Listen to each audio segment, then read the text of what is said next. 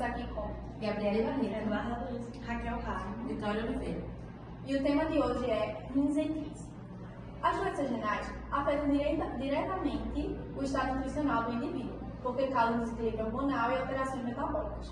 A função dos rins é controlar o pH, o potássio, o sódio e o fósforo. Também como atua na síntese de hormônios e na ativação da vitamina D. Os rins, eles são compostos por milhões de néfrons, que filtram o sangue. Quando os rins falham, esse processo também falha. Logo, pode causar excesso de líquidos, redução de toxinas, perda de proteína e também desequilíbrio ácido-base.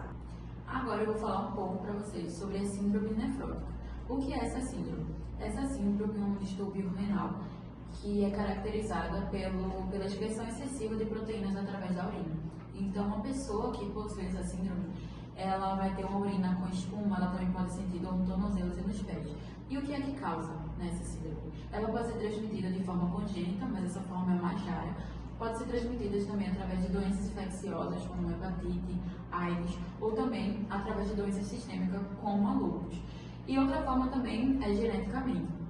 Como eu já havia falado, os principais sintomas dessa síndrome é a presença de proteínas na urina, a urina com espuma, dor nos tornozelos e nos pés, e também o abdômen ele pode estar mais distendido e também dor abdominal. Como eu falei, essa síndrome é caracterizada pela excreção de proteína, e a principal proteína perdida é a albumina.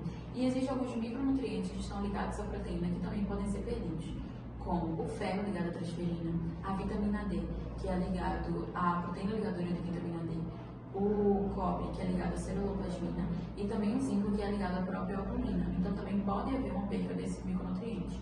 Essa síndrome, o paciente que possui, ele é caracterizado por ter hipoalbuminemia, por conta da sua perca na urina, hiperlipidemia, porque, como eu falei, vai ter uma perca proteica. Logo, o fígado, para tentar compensar essa perca de proteínas, ele vai produzir mais lipoproteínas.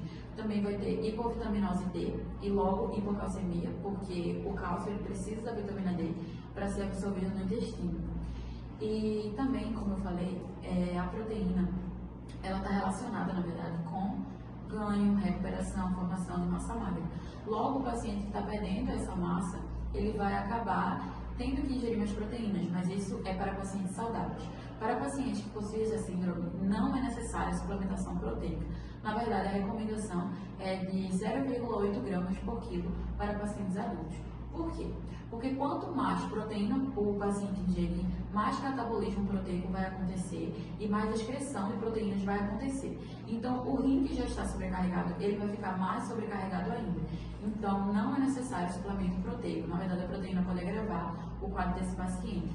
E, como eu falei, o paciente também tem hiperlipidemia, que pode agravar o caso da síndrome nefrótica.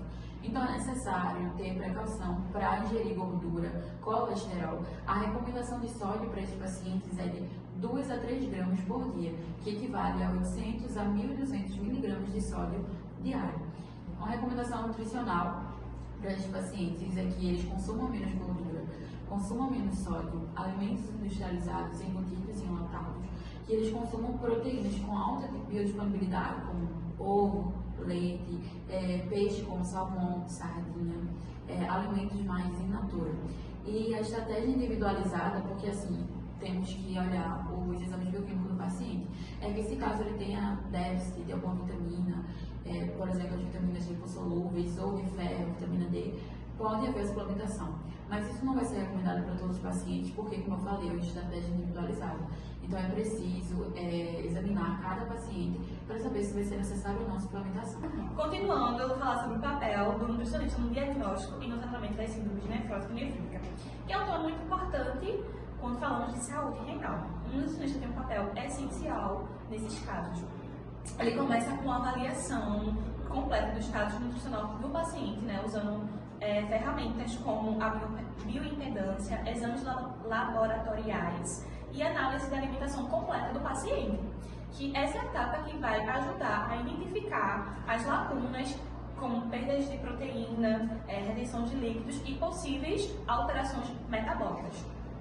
Mas o trabalho dessa avaliação não é feita sozinho, né? O nutricionista atua junto com uma equipe multidisciplinar de nefrologistas, de enfermeiros e outros profissionais da área da saúde que vão, como um todo, colaborar a ajudar nesse tratamento e também nesse diagnóstico desse paciente. Assim, ajudando a traçar perdas e estratégias para o cuidado que seja personalizado para esse paciente. São essas estratégias alimentares que têm como objetivo, como foco, controlar sintomas como edema, pressão alta, os distúrbios e desequilíbrios de eletrólitos. Dando continuidade ao assunto, nós vamos falar agora sobre a síndrome nefrítica. E a síndrome nefrítica ela é uma inflamação dos glomérulos renais. E os glomérulos, eles fazem a filtração do sangue, sendo que como ele está inflamado, ele não vai estar conseguindo fazer isso de forma correta. E ela pode ocorrer de forma primária, que tem o início no rim, ou de forma secundária, que seria causas exteriores, como infecções, doenças autoimunes ou reações imunes. E é muito importante que o paciente, desde o início, tenha um diagnóstico precoce pelo nefrologista. As principais alterações clínicas são a hematúria, que seria o aparecimento de sangue na urina, a proteinúria, que seria o aparecimento da proteína, o edema, que seria esse inchaço por causa do acúmulo de sódio e potássio, a hipertensão também é causada por causa do edema e do acúmulo de sódio, a oligúria, que seria a diminuição do volume da urina, e a ozotemia, que seria o acúmulo de ureia e da creatina no sangue.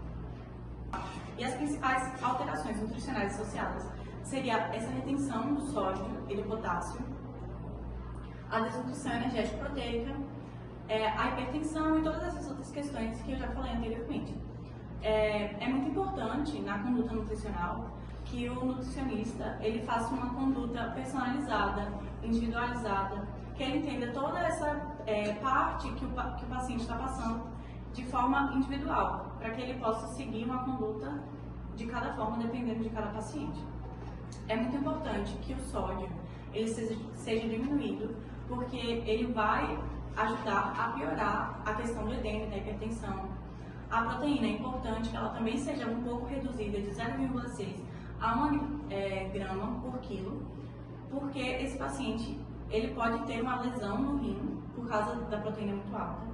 Também a água é importante que seja um pouco abaixada, por causa que se esse paciente tiver poligúria, ele não está conseguindo filtrar essa água no rim e ele não vai conseguir aproveitar essa água, então ele não pode beber muita água. Também é importante que as calorias estejam adequadas entre 25 a 35 quilocalorias por dia. Alguns alimentos que é importante ele não consumir seriam os alimentos ultraprocessados, como salsicha, calabresa, esses alimentos. E também alimentos muito defumados, alimentos ricos em açúcares, como refrigerante, doces. No geral, essas são as recomendações de alimentos não recomendados. E também os alimentos recomendados seriam carnes magras, mas aí vai dependendo da conduta do nutricionista, qual dieta ele vai estar passando. Comer normal, arroz, feijão, massas, mas sem tanto sódio, sem tanto sal. Também comer verduras e frutas, buscar essas que têm menor quantidade de potássio, por causa que tem alguns pacientes que já estão com potássio muito alto, então é interessante comer esses alimentos. Com o monitoramento constante da alimentação e dos sintomas, o nutricionista ajusta a dieta conforme a avaliação e a evolução do caso clínico. Tudo isso com um único objetivo, que é preservar a função renal e melhorar ali a qualidade de vida do paciente. Que esse é o poder da nutrição quando se trata de um cuidado renal. Para concluir, a gente vai falar um pouco sobre mitos e verdades, sobre doenças renais. Inicialmente, como foi dito por Vitória, por Raquel, por Eduardo, a gente não precisa restringir a proteína, mas a gente precisa ter um controle dela. Por exemplo, um paciente com doença renal, nefrótico ou nefrítica, ele precisa diminuir o consumo de proteína. Não quer dizer que ele precisa parar de comer proteína. Ele começa a utilizar proteínas magras.